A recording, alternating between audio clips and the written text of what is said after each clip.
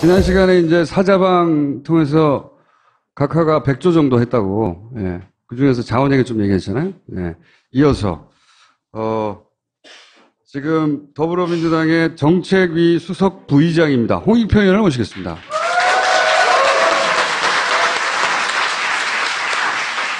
민주당에서 가장 스마트한 의원 중에 한 분이시고, 그 이미지라고 한다면 정청래 의원과 정반대에 있는.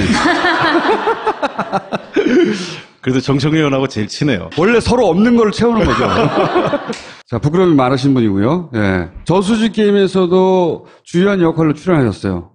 저도 원래 그 정도의 비중이 있을 모르겠어요. 그 광고에까지 출연해가지고, 예. 영화 광고 하는데. 거기 출연하셨고, 시사회는 초대를 못 받으셨습니다. 자, 그 이야기 연장이나 마찬가지예요. 저수지 게임도 결국은 각하가 드신 거, 그 중에서 가장 약한 고리를 찾아서 쫓아가는 내용이거든요. 근데 이제 오늘 하실 내용은 전체적으로는 어떻게 해먹었나 이 얘기죠. 네. 전체적으로. 근데 오늘은 이제 4대강 사업. 우리가 4대강 살리기라고 했죠. 그러니까 우리 이 각하께서는 4대강을 살리기 위해서 역시 해안이 있어서 4대강을 먼저 죽이셨습니다. 그러니까요. 이게 참 썰렁하지 않습니까? 그래서 이제 4대강 사업을 보면 여기 얼마나 이게 졸속으로 추진되고 비용이 들어갔는지를 보면 이 22조 원이 들어갔어요. 4대강 사업에. 순수하게 이런 주변의 어떤 수변 지역 하는데 또 추가로 한 6, 7조 들어간 거 빼면 그냥 순수하게 4대강 강 파고 하는데 댐 쌓고 하는데 22조가 들어갔는데 군남 홍수 조절제 한 2,500억 들어간 게 있습니다. 비교를 한번 해볼게요. 예비 타당성 조사 기간이 2,500억 들어가는 게 4년 걸렸는데 22조 원 들어가는 여러 가지 댐 건설하는 거에 90% 생략. 그러니까 예비 타당성 조사를 안 합니다. 예비 타당성 조사라는 게 뭔지 또 설명해 주십시오. 예비 타당성 조사라는 건 이게 경제성이 있는지 없는지에 대해서.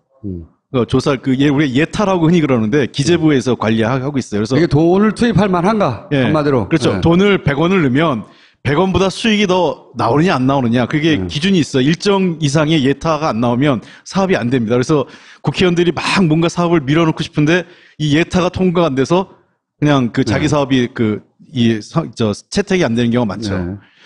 그다음에 우리 흔히 얘기하는 요즘 많이 말도 많고 탈도 많은 이 환경영향 평가인데 2,500억 들어가는 게 3년 걸렸는데 이거는 4개월밖에 안 걸립니다. 아주 속성으로 진행되죠. 안 했다고 봐야죠. 아무것도. 안 한 거죠. 4개월이면 이 간이도 아니고 그냥 한 겁니다. 대충 한 겁니다.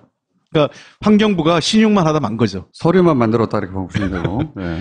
그리고 이제 공사 기간이 2,500억짜리 6년 걸렸는데 4대강 사업 2년 만에. 왜냐하면은 자기 임기 중에 다 해야 뽑아먹지. 실제 만약에 정말 필요했고 이 정도 금액이 들어가는 사업이었으면 지금도 하고 있어야 돼요. 지금도. 예, 그렇죠. 네. 자, 이런 사업이 결과가 뭐냐? 이게 2014년에 이미 나온 건데요. 공업용수도 쓸 수 없는 물이 된 겁니다. 특히 이제 제일 심한 게 낙동강 지역의 수질 오염인데 이게 용전상소량 측정치가 이렇게 조사를 해보면 산소가 없다는 거예요. 맨 밑에. 수심이 내려갈수록 물이 맑은 게 아니라 물이 나빠집니다. 수질이. 그러니까 이 맨 밑에 지표면이 강의 제 밑바닥이 썩은 거죠. 그러니까 뻘이 이루어지기 시작하는 거죠. 뻘 상태로요. 그래서 아무리 고도정수 처리해도 공업용수로도 사용할 수 없는. 사람이 상태로. 먹는 게 아니고 공업용수로도 쓸 수 없다. 예. 네. 그래서 죽음의 강으로 간다. 이게 한결에 이제 사기를 사설에서 나온 건데, 자, 수질 오염 조사 결과 이렇게 볼게요. 그러니까 지금 이게 나오는 건데, 깊이 갈수록 수질이 나빠집니다. 11m, 5점, 그 위에 하만보 같은 경우에서 7m하고 11m 보면 11m가 더 나빠요. 우리가 흔히 지금 녹차라떼라는 말 나오잖아요. 녹조라떼. 네, 그렇죠. 녹조라떼. 녹조라떼. 언어의 맙소사가 또 한 번 나오셨네요. 그러니까 이게 보시면 다 모든 것에서 일관되게 나타나는 게 이 지표 이 수면에 위에 물을 뜨면 그럭저럭 등급이 아주 나쁘게 안 나와요. 근데 깊숙이 밑으로 가면 아주 더 더러운 물이 되는 거죠. 사실 이게 억지로 강을 팠거든요, 그때. 예. 수심을 최소한 6m 이상 확보한다고. 기준이 없어. 그냥 6m 이상. 수심을 깊이 파려면 돈이 들잖아요. 그쵸? 근데 그게 6m를 팠는지, 8m를 팠는지, 4m를 팠는지 우리가 알 수가 없다. 왜냐하면 강은 계속 흘러서 흙은 퇴적되기 마련이고, 그러면 1m만 덜 파도 그 1m 덜 판 비용만 쭉 뽑아도 엄청난 조 단위의 돈이 이 비자금으로 형성될 수 있다. 그 그랬었죠. 긴 낙동강을 네. 6m를 다 팠는지 진짜 말씀하신 대로 3m, 4m를 팠는지 아무도 모르는 게 알 수가 하나고. 없죠. 네. 그다음에 두 번째는 그때 뭐라 그러냐면 그 파낸 모래를 갖고 그거 팔아서 한다고 그랬죠. 비용을 네. 절감할 수 있다 했는데 개구라죠, 개구라. 그냥 구라도 아니고. 이게 아마 이 로봇 물고기에 걸맞는 이제 이 황당한 버전으로. 네. 어떻게 되는지 알 수가 없는 건가요? 그렇죠. 아무도 지금 그 비용에 대해서 얘기 안 하고, 그거에 대한 수익에 대해서 아무도 얘기 안 하고 있어요. 그거 팔지 못했죠, 당연히. 그렇죠. 네. 그 다음에 두 번째, 얼마나 팠는지 모르니까. 그 다음에 두 번째는 그 6m도 재밌잖아요. 왜 6m였을까?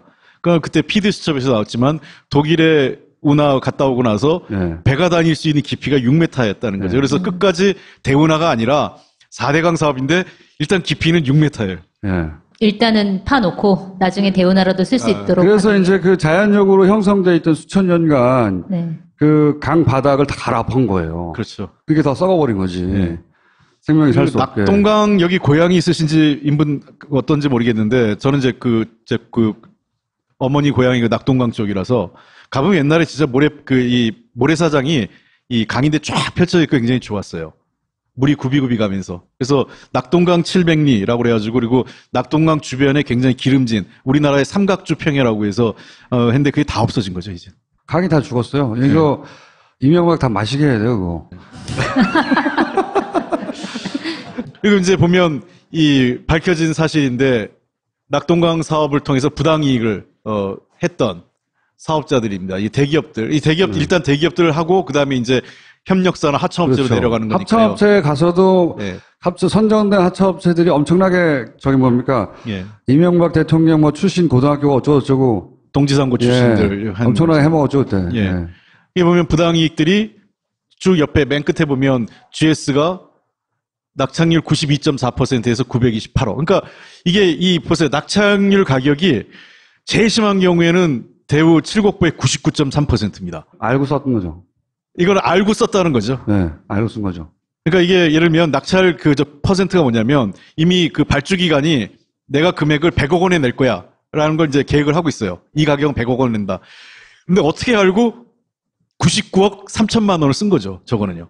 그리고 당첨이 돼. 보통은 불안해서 한 90억, 예를 들면 이 100억짜리면 자기가 이 공사는 내가 한 80억쯤 하겠다든지 뭐. 남는 게 있어야 되니까. 그렇죠. 그걸 좀 여유 있게 저쪽보단 좀 낮게 써야 내가 경쟁해서 높이 쓴 사람보단 낮게 쓴 사람한테 사업권이 돌아가니까 하는데 아주 심하죠. 그러니까 여기는 90% 이하로 쓴 사람이 89.1%가 제일 낮은 거죠, 지금. 그러니까 이게 높으면 높을수록, 담합의 확률이 올라가는 거예요. 예. 실제 적정가는 2천억인데 3천억 써가지고 1천억 해먹었다는 거 아니에요? 말하자면. 그런 거죠. 예. 그러니까 낙찰가를 3,030억 쓴 거니까 실제로 이제 낙찰가를 한 3,400억 정도 이렇게 한 3,300억 정도를 해놓은 거죠.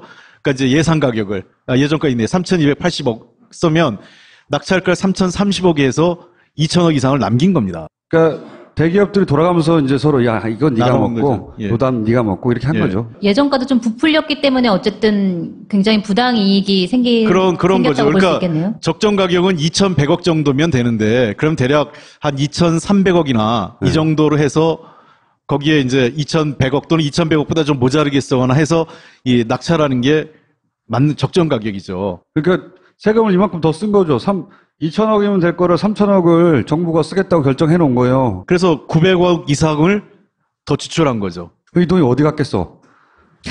이 돈이 어디 갔겠냐고. 6m 밑에 파묻혀 있겠어요, 이게. 아니면 각하가 드셨겠어요. 그러니까 이제 저 돈이 쫙 흩어지는 겁니다. 그러니까 아까 얘기한 1차 협력사, 2차 협력사 등등 이제 지방 이제 건설회사까지 이제 조금씩 나눠가는 거죠. 이게 일종의 먹이사슬 구조로 뿌려지면서 낙동강 사업 같은 경우는 동지상고 출신 회사들로 쫙 몰아주는 거 나오는 거죠. 대기업을 통해서 최초에 낙찰된 금액 이제 나눠줄 거 말고 그 대기업을 통해서 저는 해외에서 해먹었을 거라고 봐요. 자원외교 할 때도 그 얘기 나왔죠. 돈은 누군가 벌었는데 빚은 전부 다 우리 공사, 석유공사, 가스공사, 그다음에 그 광물자원공사 빚더미 올라앉은 건데 여기도 동일한 구조예요. 돈은 썼고 누군가 돈은 벌어갔고 아까 얘기하는 대기업들 또는 하청업체들 다 돈을 가져갔죠. 수자원공사 원래 굉장히 튼실한 곳이었거든요. 그러고 보세요. 부채 비율이 20%밖에 안 된 회사예요. 2009년까지. 네. 근데 2016년에 10배인 204%가 되는 겁니다. 13조가 됐어요. 금액도 보세요. 1조 9천억, 그러니까 2조 원쯤 되는 부채가 13조 6천억이 됩니다. 그러니까 2조에서 13조 6천억이니까 11조 이상이 는 거죠. 그러니까 11조 이상은 여러분 아시겠지만 공사는요. 지난번에 제가 한번 설명드렸지만 공사의 빚은 누가 갚아야 된다? 국민이 갚아야죠. 그렇죠. 정부가 보증을 하고 있기 때문에 최종적으로는 정부, 국민의 세금으로 갚을 수밖에 없어요.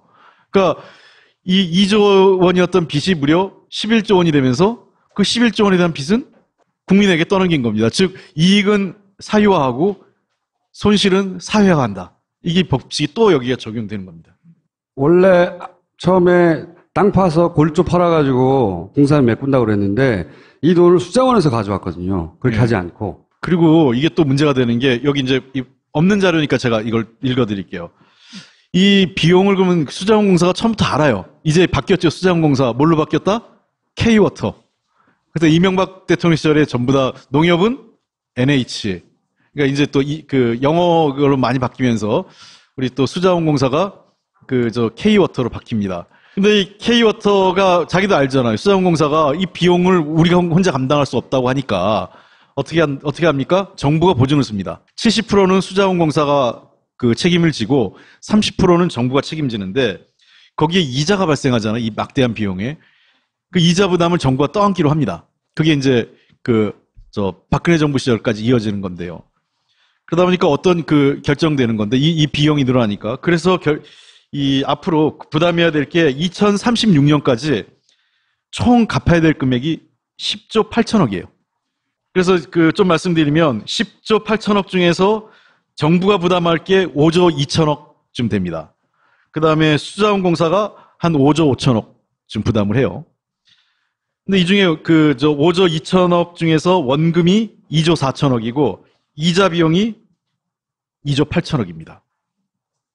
그러니까 이제 아까 이 이자는 이 수자원공사가 부담해야 되는 5조 5천억의 다른 이자까지 다 포함해서 앞으로 2036년까지 비용해야 될 비용이 총 합계가 원금이 한 8조쯤 되고 이자가 2조 8천억쯤 되니까 총 10조 8천억의 비용이 수자원공사와 정부가 함께 갚아야 될 비용입니다. 아까 얘기한 분리되면 마치 정부는 국민 세금, 수자원공사는 수자원공사 같지만 본질은 둘 다 국민 돈이다. 이렇게 보시면 되죠. 갑자기 그 얘기 들으니까 굉장히 세금 내기가 싫어지네요.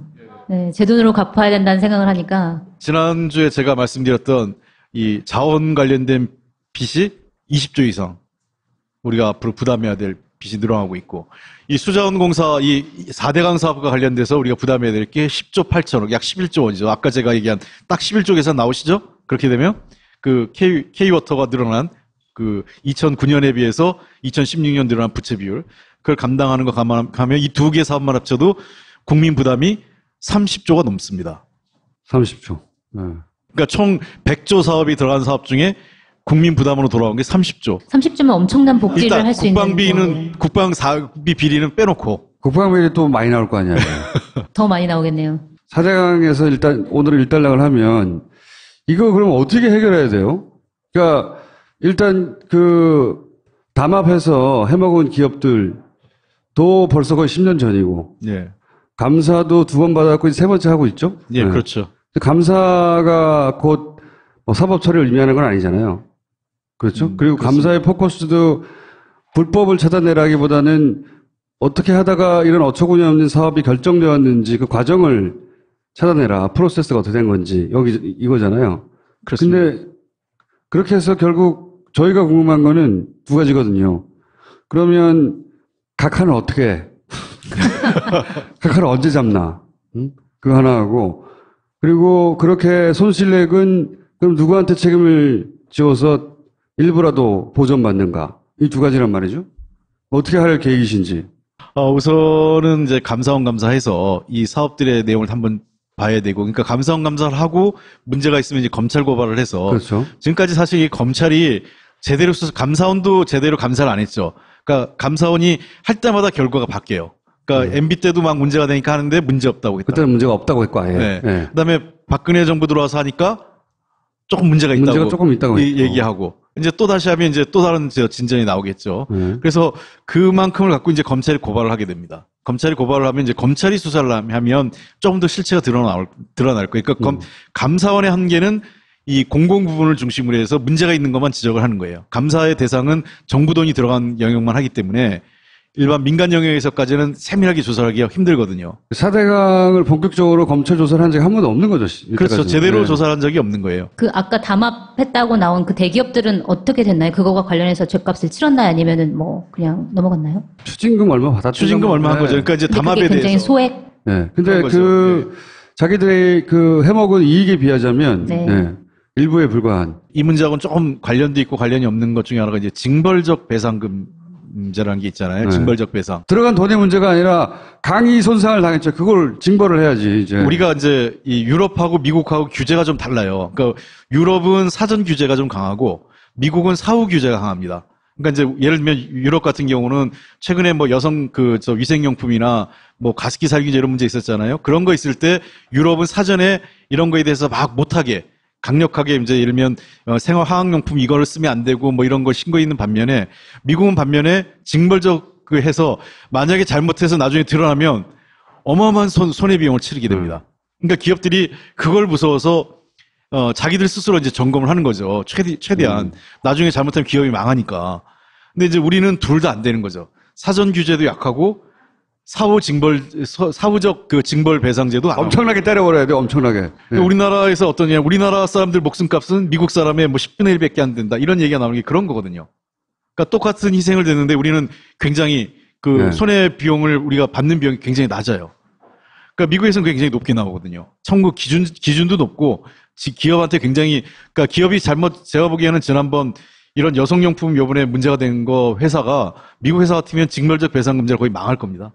그렇게 해서 망한 회사들이 있어요. 실제로. 예. 그렇잖아요. 네. 왜냐하면 우리 그 여성분들이 소송을 하잖아요. 집단 소송제를 하면 한 부분에서 승소하면 나머지 사람은 자동으로 이기게 되는 것도 돼 있어요.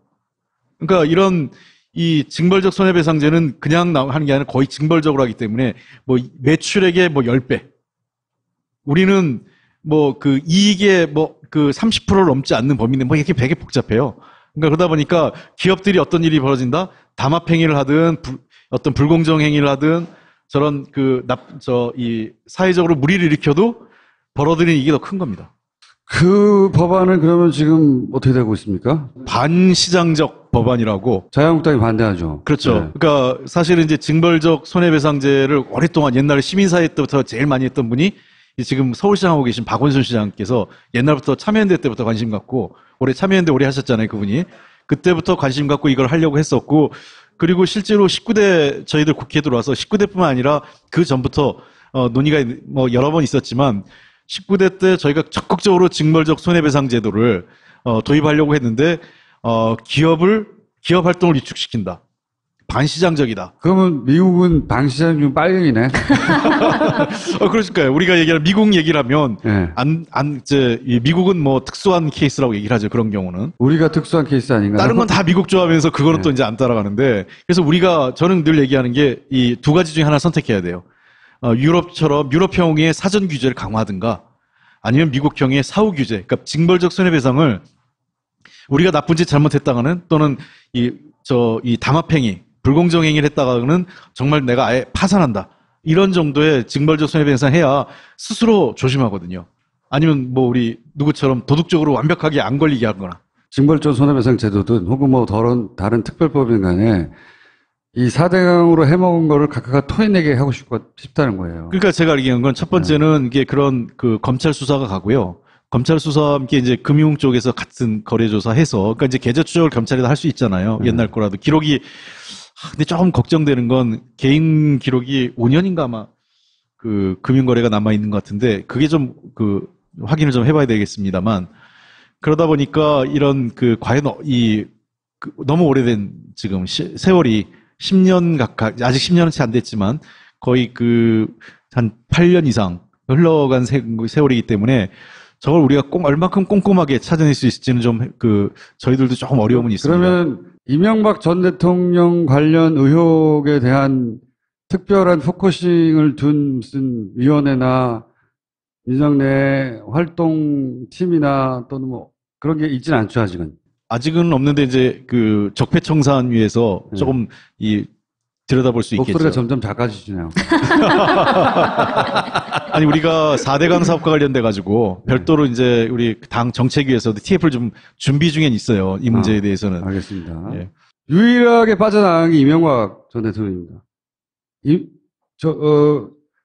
그 양반이 해먹은 거를 자손한테 물려주고 편안하게 여생을 살며 온갖 영화를 누리고 그걸 끝까지 봐야 되냐 이거지. 단죄해야 하잖아요. 그렇습니다. 이게 참 이명박 대통령이 운이 좋은 건지 어떤지 자기들 위기의식을 느꼈으니까. 그래서 우선은 그래서 국정원 정치 공작이 매우 중요한 건데 정권을 절대로 안 놓치고 싶었던 거죠. 그러니까 정권 재창출이 매우 중요했던 겁니다. 그러니까 소위 박근혜 정부 4년을 거치면서 상당수 자기 시대에 있었던 여러 가지 부정과 비리가 세탁된 거죠. 시간이 흘렀고. 그러니까요. 그러니까 지워지거나 은폐되거나. 그러니까 이 정권 창출이 그래서 매우 중요한. 그러니까 이 여러 가지 각하의 사업을 깔끔하게 이 마무리 짓는 데 있어서 정권 재창출은 매우 중요했던 마지막 파이널 과제였던 거죠. 이 정부 내에서 끝내주세요, 어쨌든. 검찰 수사하면 저는 좀 단서는 나올 거라고 생각을 해요. 우리나라 검찰이 좀 집요하잖아요. 안 되면 별건 수사도 하고 옛날에 그랬던, 요즘은 그러면 안 되겠지만. 그래서 검찰 수사가 들어가면 감사원 감사를 통해서 일부 이 문제가 되는 부분을 검찰에 수사 의뢰를 하면 저는 이게 약간 좀 포도송이처럼 이렇게 엮어 나올 수 있는 건 충분히 있다고 생각을 합니다. 문재인 정부가 끝나기 전에 이 문제는 꼭 마무리 져야 한다. 사실 다음 정부까지 가면 그러면 얼마입니까? 15년 뭐 이렇게 지나가는 거거든요. BBK까지 따지면은 20년 막 지나가는 거예요. 공소시효도 다 지나갈 가능성이 보여요. 그렇게 되면. 게다가 나이가 80 정도 해도 될 거예요.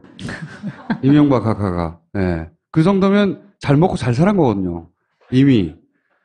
그거를 못 보겠어요, 나는. 감옥에 보내느냐, 돈을 뺏어야 하느냐, 양당 간에 결정이 나야 할 상황이다. 네. 돈을 뺏어줘. 감옥보단 돈을. 그거는 저도 똑같은 생각입니다. 제일 중요한 건, 누군가에게서 가장 소중한 것을 빼앗아 먹게. 잔인한 양반이야. 자, 오늘 여기까지 하겠습니다. 감사합니다. 네, 고맙습니다. 이보시오. 마카 좀 갖다 주시오. 이거 보세요. 여기는 한국입니다. 마카는 페루에 가야 있으니까 그냥 푹 쉬세요. 뭐라고? 페루비안 네이처 코리아의 마고 마카를 모른다고? 아니, 이게 무슨 소리야? 페루를 대표하는 슈퍼푸드 마카. 이제 국내에서도 100%로 드실 수 있습니다. 딴지마켓에서 파는 마고 마카 남녀노소 모두에게 줬어.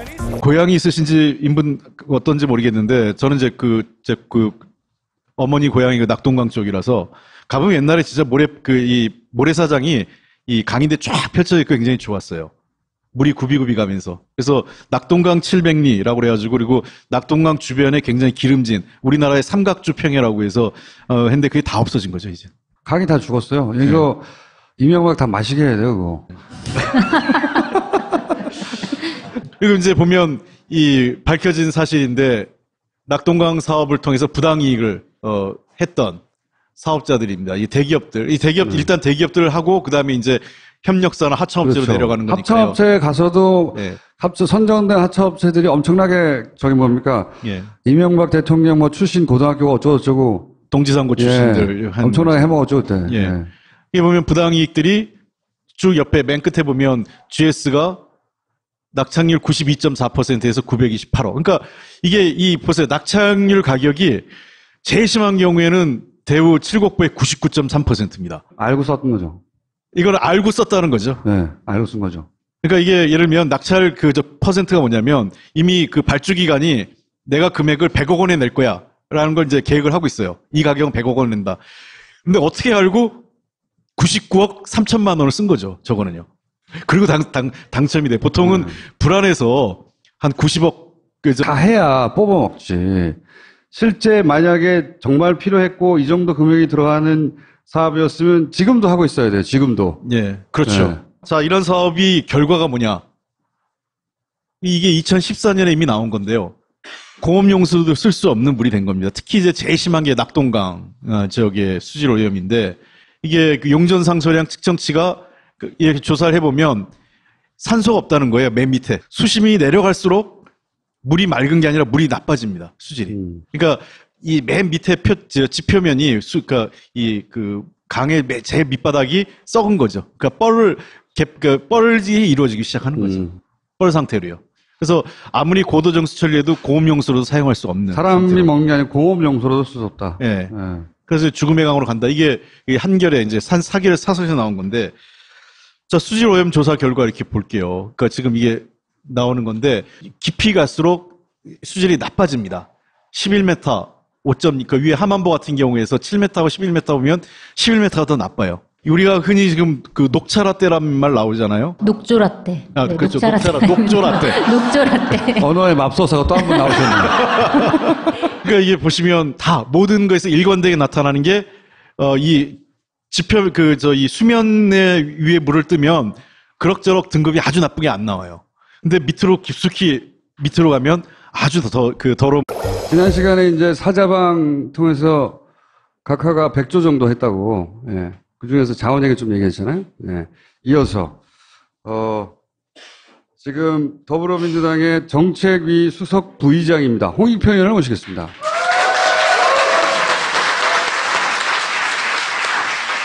민주당에서 가장 스마트한 의원 중에 한 분이시고 그 이미지라고 한다면 정청래 의원과 정반대에 있는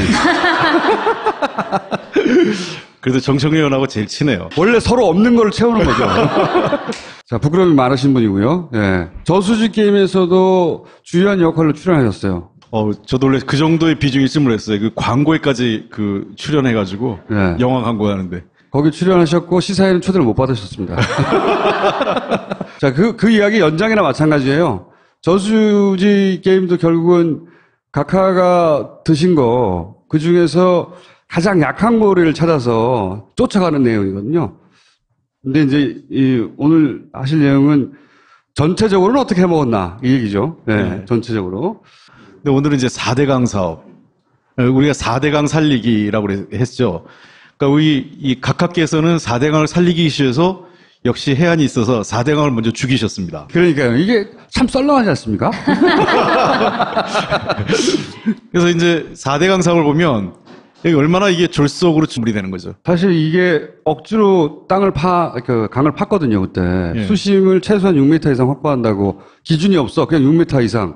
수심을 깊이 파려면 돈이 들잖아요. 그쵸? 근데 그게 6m를 팠는지 8m를 팠는지 4m를 팠는지 우리가 알 수가 없다. 왜냐하면 강은 계속 흘러서 흙은 퇴적되기 마련이고 그러면 1m만 덜 파도 그 1m 덜 판 비용만 쭉 뽑아도 엄청난 조 단위의 돈이 이 비자금으로 형성될 수 있다. 그 긴 낙동강을 네. 6m를 다 팠는지 진짜 말씀하신 대로 3m, 4m를 팠는지 아무도 모르는 게 알 수가 하나고 없죠. 네. 그다음에 두 번째는 그때 뭐라 그러냐면 그 파낸 모래를 갖고 그거 팔아서 한다고 그랬죠. 비용을 네. 절감할 수 있다 했는데 개구라죠, 개구라.